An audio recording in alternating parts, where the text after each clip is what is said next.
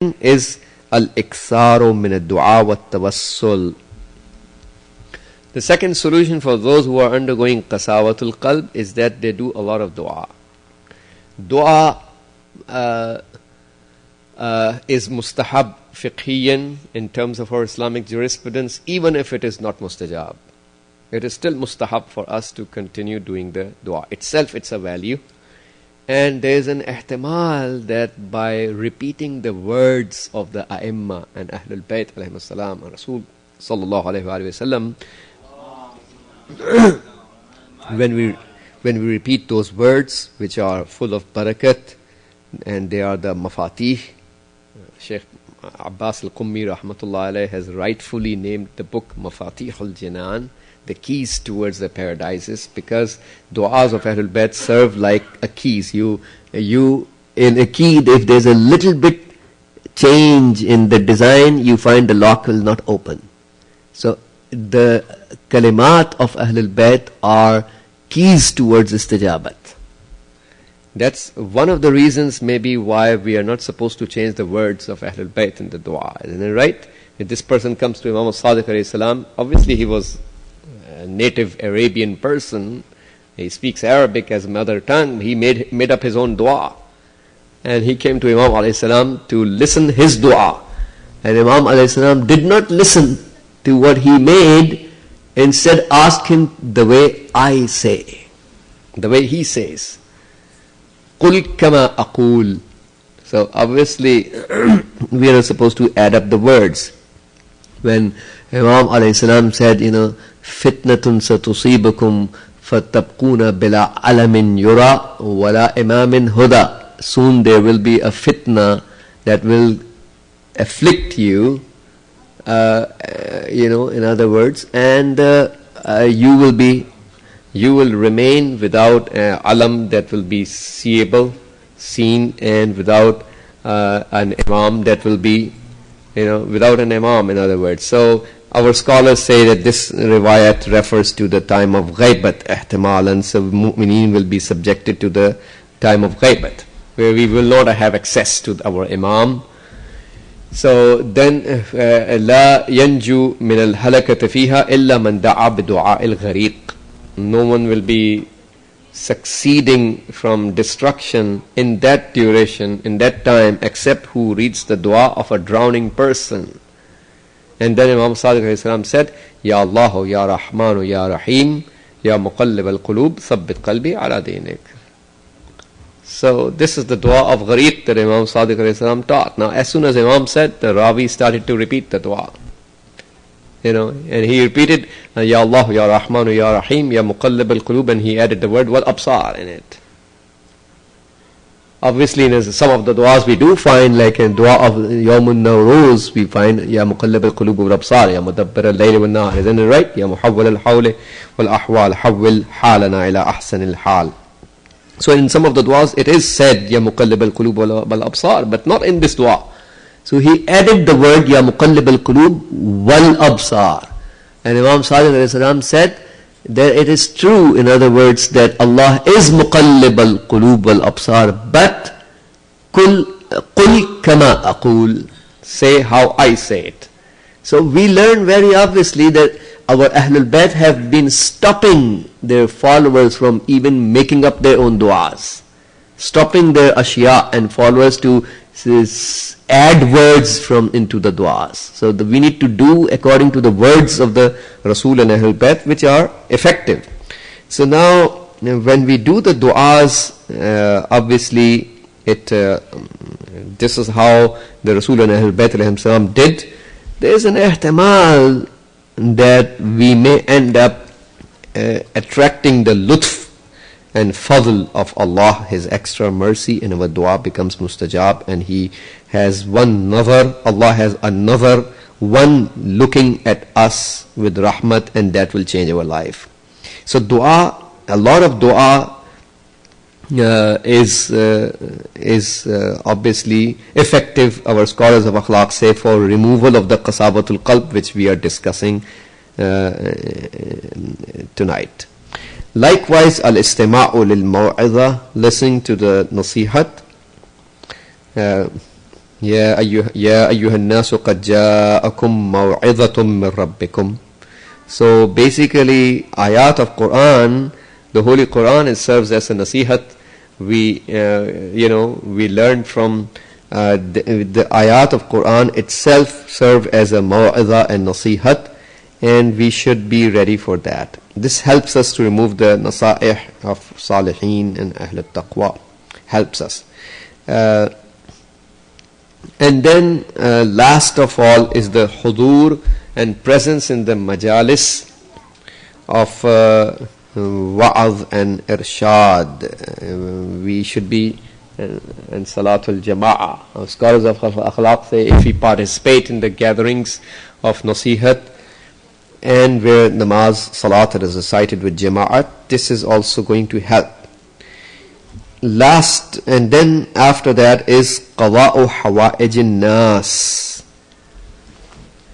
Qada'u hawa'ijin nas, fulfilling the hajat of the people and mu'mineen, brings tawajjuh of Allah.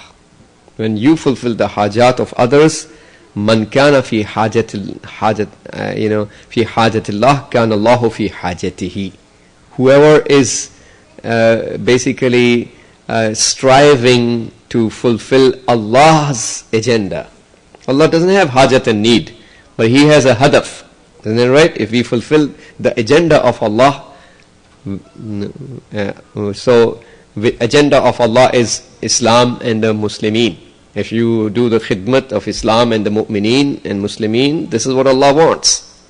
So, man kana fi hajatillah kana Allahu fi hajat. Allah is going to be in His hajat, so Allah will take care of His hawa'ij. So this helps get tracking the tawajjuh.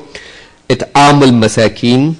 This is another part of the agenda of Allah, to feed the needs and giving the food to the poor and destitute and people who are hungry. And mal-mashu ala ra'sil yatim. The next factor which removes the qasawatul qalb is rubbing the hand over the head of the orphan children.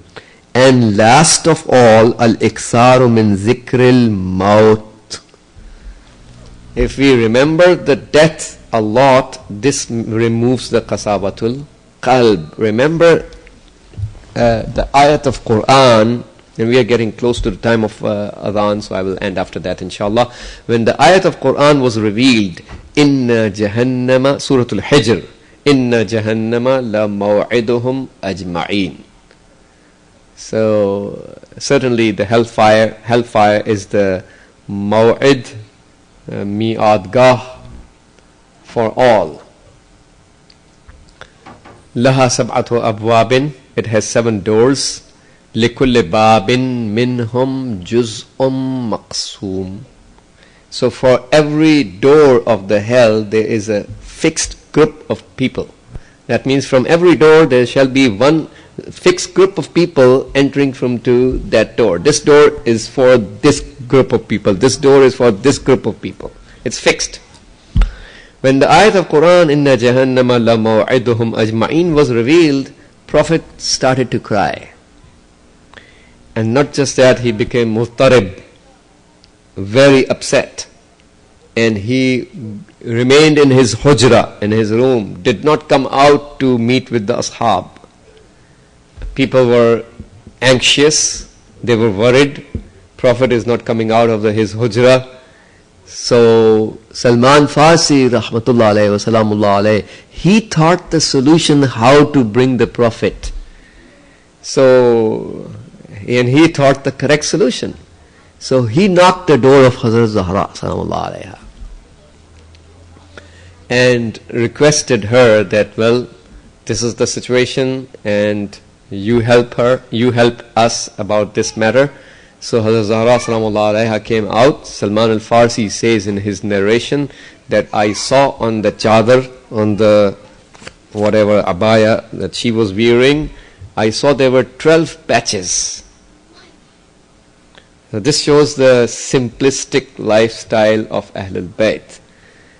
12 patches on the chadar of Hazrat Zahra salamullah alayha. She went there, she met with Rasulullah. As soon as Prophet saw her, he became happy. So Salman Farsi was seeking the correct solution. This is the right way of making the Prophet happy. So And when Hazrat Zahra Salamullah Alaiha used to come, obviously she had the smell of paradise coming from her. Every time she had the smell of paradise. Ya tufahat al-firdaus wal-khuld, we say in the ziyarat. So she has that smell.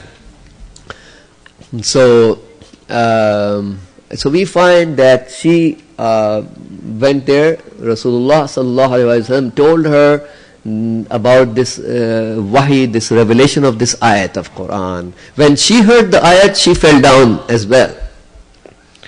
Obviously, every member of Ahlul Bayt will be equally affected by the same ayat. They are part of one nur.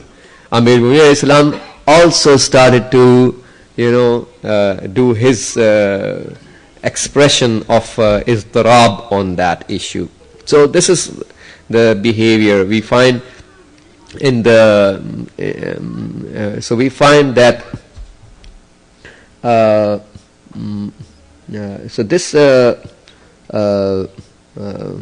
is the situation. Now, in the tafsir of this, it is narrated that every door in the tafsir in Kifayatul Muwahhideen, in this book there's a hadith mentioned about the tafsir of this specific ayat, Inna Jahannama la maw'iduhum ajma'in. So hadith says that Jahannam has 7 doors, every door has 70,000 mountains, which I'm paraphrasing a long hadith in my words.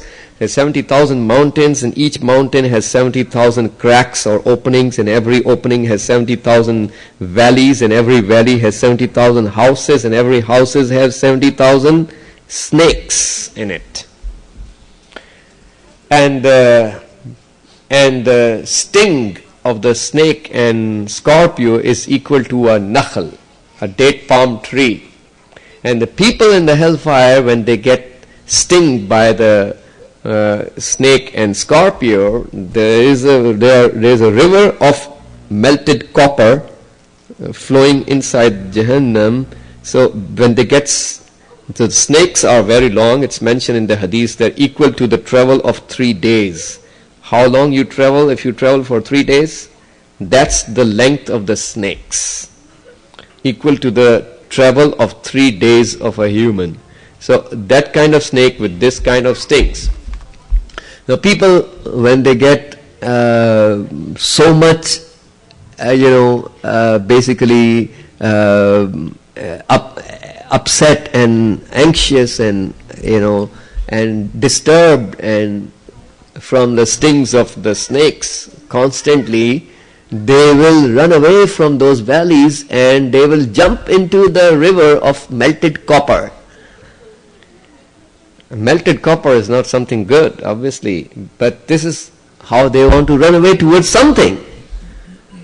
So obviously this reveals to us the extent of the situation in Jahannam and how the people are going to seek the refuge in that situation.